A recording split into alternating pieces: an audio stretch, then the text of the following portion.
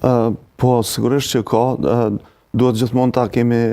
parasysh se organizimet e tilla dhe i gjithë procesi mbikëqyrjes së punës së shkollave bie para së gjithash bie barë mbi menaxhmentin e shkollave, por pas menaxhmentit të shkollave është përgjegjësia e drejtorive komunale të arsimit. Dhe Ministria e Arsimit faktikisht nuk e ka përgjegjësinë drejt për drejt me organizimin e mësimit në shkolla, andaj edhe në këtë kontekst nuk mund ta fajsojmë krejtësisht, por edhe as ta lirojmë nga përgjegjësia për shkak se Ministria e Arsimit është aty për të përshtatur legjislacionin, por edhe për të siguruar fondet e duhura, qofshin për aktivitete jashtë kurikulare që u përmenden, apo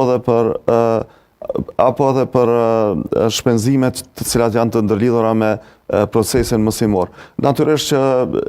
pajtohem plotësisht me parafolësit që thanë se mundohen të organizojnë aktivitete jashtë kurikulare pa shpenzime ose me shpenzime të arsyeshme. Ajo është plotësisht e kuptueshme, mirë po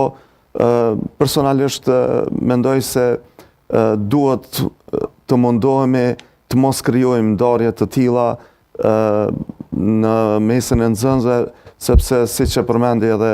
sociologu i nderuar, kjo do të shkaktojë edhe pastaj pasoja në zhvillimin e tyre psikologjik ose do të ndihen më pak të çmuar në mesin e shoqërisë dhe duke u munduar që t'ju krijojmë ndoshta fëmijëve aktivitete jashtë kurikulare dhe përvoja shtesë ne po i traumatizojmë ose po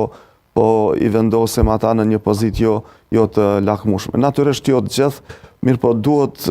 munduar që të gjejmë modalitete dhe dalim, do thotë, nga kjo traditë jo e mirë që u përmend këtu. Po.